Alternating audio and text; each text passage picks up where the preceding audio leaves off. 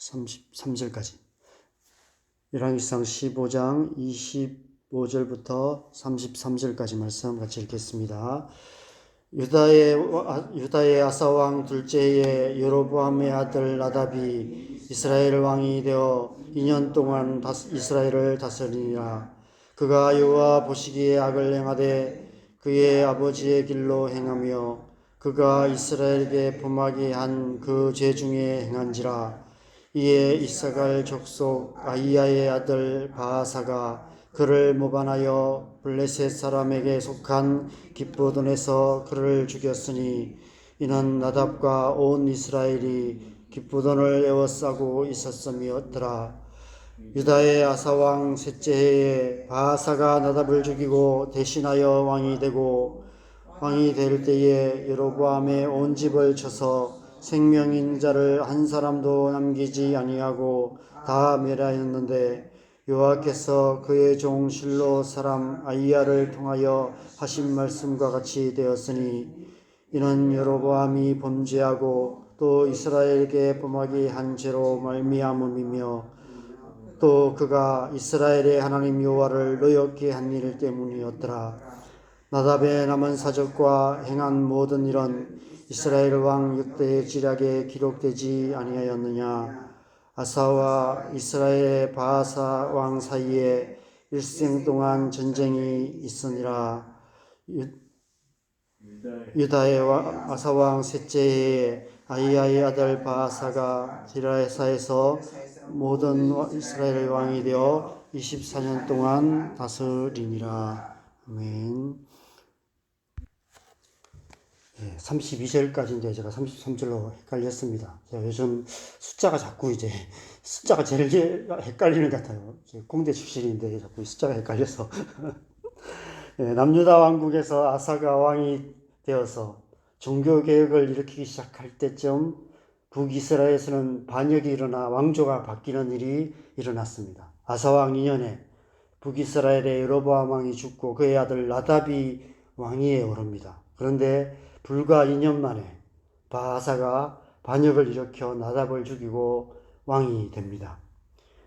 29절 말씀에 보면 바하사가 여로보암의 온 집을 쳐서 생명 있는 자를 한 사람도 남기지 아니하고 다 멸하였다라고 말씀하고 있습니다.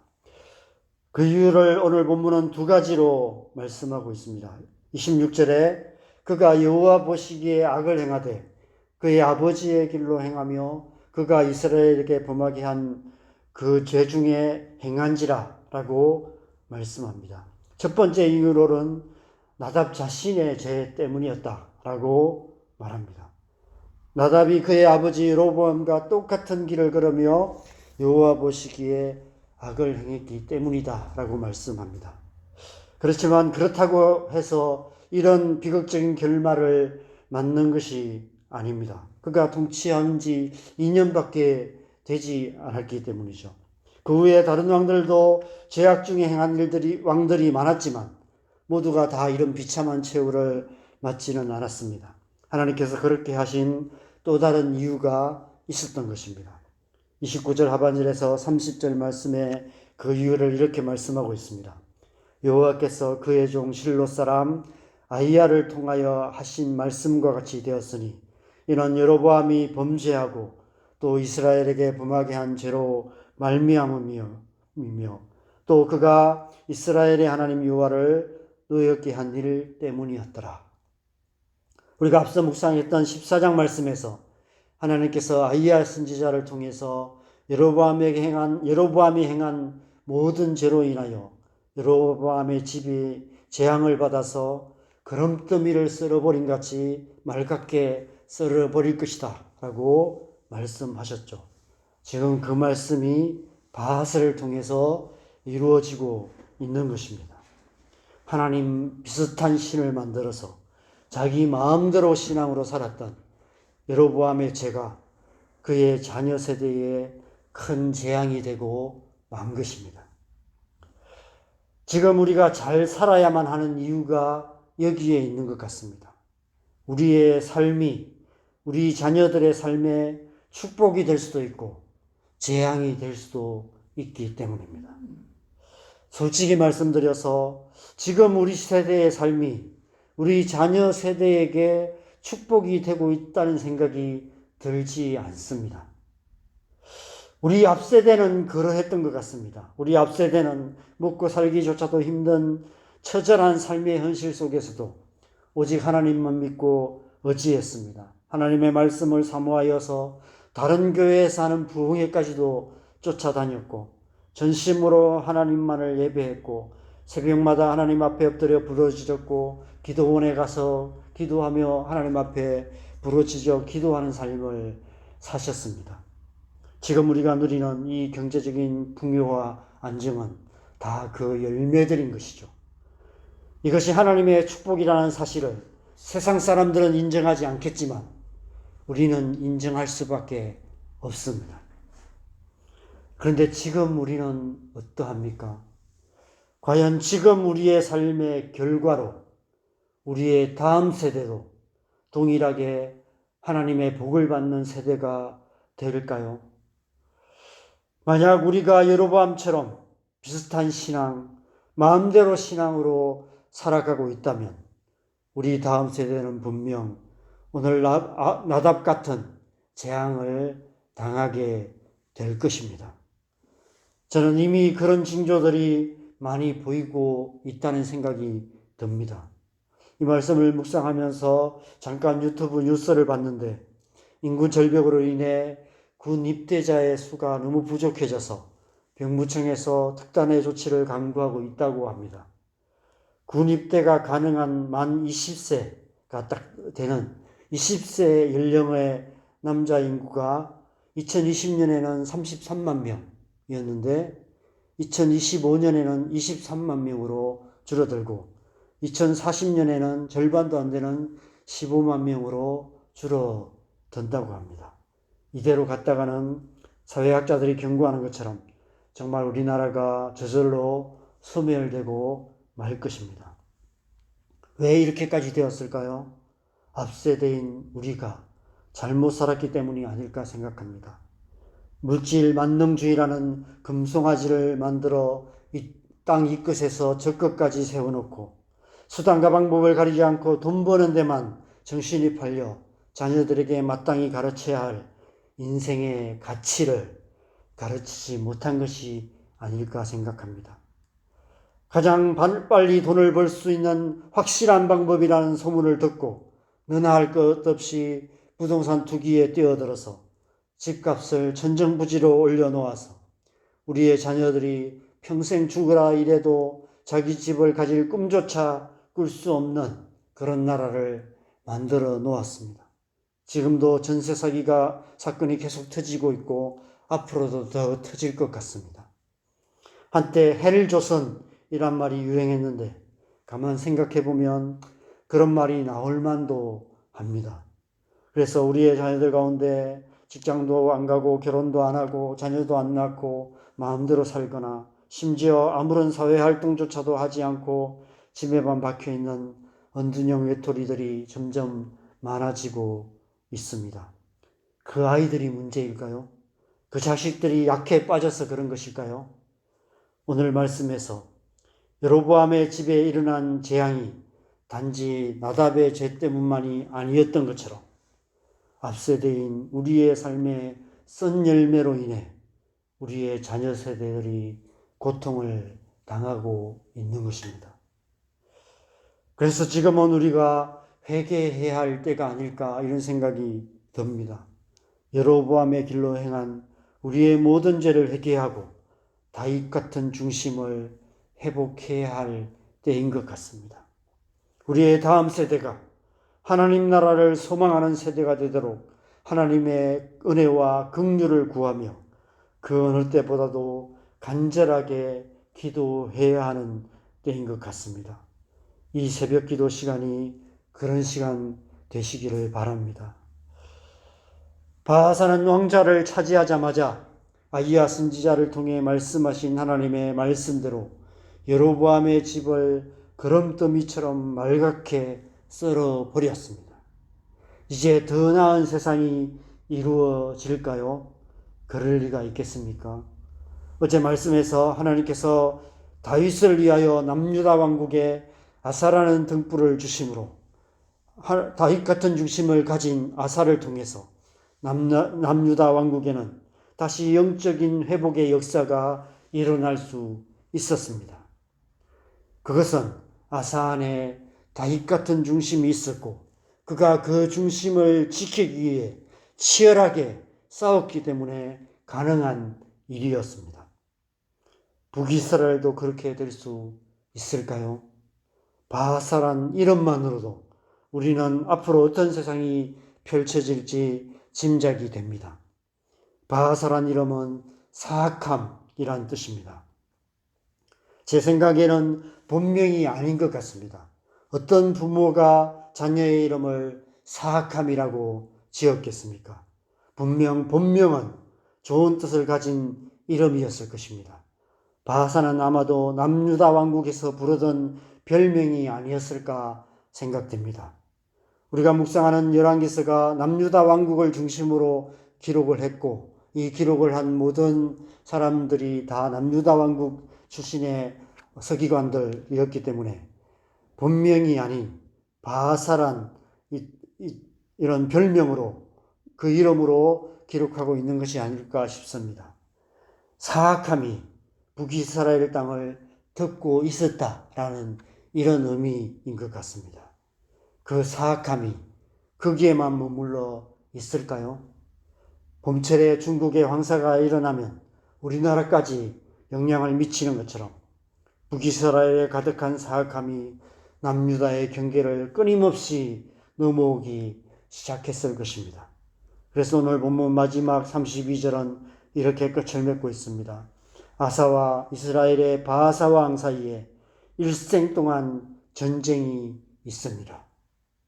바사가 왕이 되는 그 시간부터 그가 통치했던 24년 동안 아사는 바하사와 치열하게 싸워야만 했습니다. 아사라는 이름은 어제 말씀드린 것처럼 치료자라는 뜻입니다.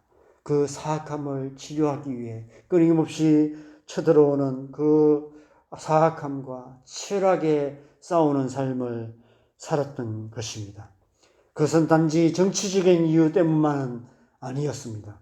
영적인 이유가 더 컸을 것입니다. 아사 왕 안에 있던 다윗 같은 온전한 중심을 한번 생각해 보시기 바랍니다. 북이스라엘 안에 가득한 사악함이 남유다의 침투에 들어온다면 아사가 이루어가기 원하는 종교개혁은 불가능한 일이 되고 말 것입니다. 그래서 아사는 바하사와 치열하게 싸울 수밖에 없었습니다. 여러분, 전쟁은 선택의 여지가 없습니다. 이스라엘의 전쟁이 일어나고 있습니다. 선택의 여지가 없는 싸움을 해야 되는 상황에 처해 있습니다. 아무리 싸우고 싶지 않아도 상대방이 쳐들어오면, 싸움을 걸어오면 싸울 수밖에 없습니다. 영적 전쟁이 바로 그러합니다. 영적 전쟁은 선택의 여지가 없는 전쟁입니다. 이 세상의 권세 잡은 자 사단이 끊임없이 사악함으로 우리를 삼키려 하고 있기 때문에 우리는 날마다 깨어서 치열하게 싸울 수밖에 없습니다. 잠시도 한눈 팔거나 방심할 수 없습니다. 아사가 일평생 그 중심을 지키기 위해 싸웠고 일평생 사악함과 전쟁을 했던 것처럼 우리 또한 그렇게 일평생 영적 전쟁하는 삶을 살아갈 수밖에 없습니다. 이 세상에서 우리 그리스도인의 삶은 그 자체가 영적 전쟁일 수밖에 없습니다. 우리 사는 세상은 재미있는 놀이터가 아니라 치열한 영적 전쟁터이기 때문에 그렇습니다. 우리는 날마다 치열한 영적 전쟁터에서 전쟁 같은 삶을 살아가야만 하는 것입니다. 영적 전쟁은 시간과 공간의 제한을 받지 않습니다. 우리가 살아가는 모든 순간이 영적 전쟁이고 우리가 있는 모든 곳이 영적 전쟁터인 것입니다. 가정이 영적 전쟁터이고, 학교가 영적 전쟁터이고, 직장이 영적 전쟁터이고, 우리가 걸어가는 걸음걸음이 다 지뢰밭인 것입니다. 심지어 교회마저도 치열한 영적 전쟁터가 되고 있습니다. 이스라엘의 하마스가 낙하산을 타고 장벽을 넘어 침공한 것처럼 교회에도 낙하산을 타고 침투하는 어둠의 군세들의 사악함이 역사하고 있는 것입니다. 그래서 우리는 늘 깨어 있어야만 하는 것이죠. 베드로전서 5장 8절에서 9절에 베드로 사도가 우리를 오늘을 사는 우리를 향해서 이렇게 권면하고 있습니다. 근신하라, 깨어라. 너희 대적마귀가 우는 사자같이 두루 삼키며 삼킬 자를 찾나니 너희는 믿음을 굳건하게 하여 그를 대적하라. 이는 세상에 있는 너희 형제들도 동일한 고난을 당하는 줄을 알미라. 정신 바짝 차리고 깨어서 기도해야 할 때입니다. 굳건한 믿음으로 마귀를 대적해야 할 때입니다.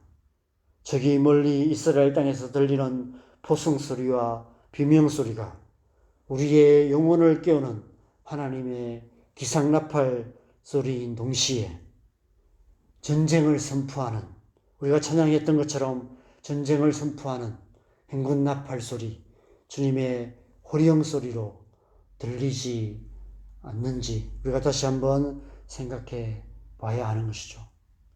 정신 바짝 차리고 깨어 영적 전쟁터로 달려가 기도의 싸움을 해야 할 때인 것입니다.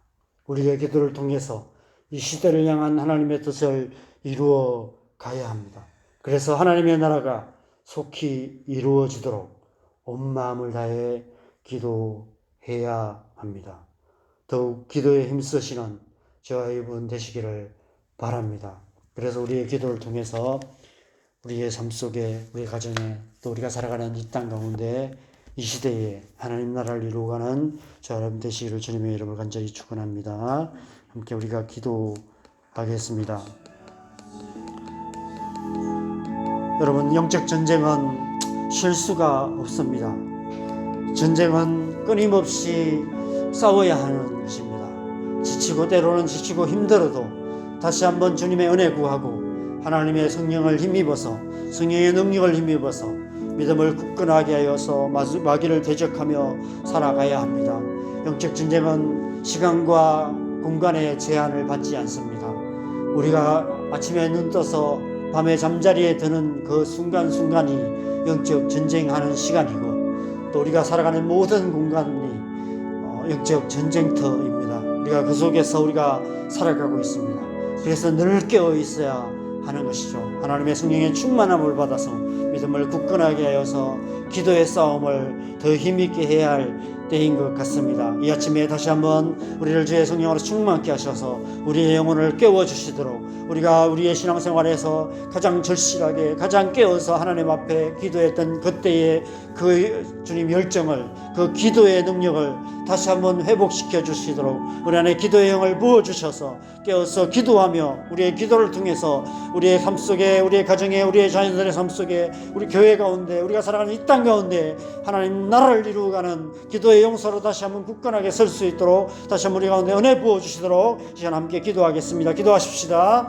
하나님 아버지, 이 새벽에 우리가 주님의 은혜를 구하며 다시 한번 주님 앞에 나아갑니다. 우리가 깨어 기도해야 될 때인 것을 다시 한번 깨닫게 됩니다. 이 시대 가운데 하나님, 우리가 다시 한번 깨어서 일어나서 우리가 한때 주님, 가장 주님 깨어서 기도했던 그때의 기도의 열정을 다시 회복하여서 우리가 기도하는 삶 살아가게 하여 주시옵소서. 우리의 기도를 통해서 우리의 삶 속에, 우리의 가정 가운데, 우리의 자녀들의 삶 속에, 우리가 살아가는 이 땅 가운데 하나님의 뜻, 하나님의 나라를 이루어가는 기도의 용사들로 다시 한번 굳건하게 일어날 수 있도록 주님 역사하여 주시옵소서. 깨어 일어나서 믿음을 굳건하게 하여서 마귀를 대적하며 하나님의 나라, 하나님의 뜻을 이루어가는 우리의 삶 되게 하여 주시옵소서. 아침에 눈을 떠서 밤에 잠자리에 드는 그 순간까지 우리가 순간순간 깨어서 기도하는 삶 살아가게 하여 주시고, 우리가 살아가는 모든 삶의 공간 속에서 우리가 기도로 하나님의 뜻을 이루어가는 그런 삶 되게 하여 주시옵소서. 우리가 기도의 용사로 살아감으로 말미암아 우리의 기도를 통해서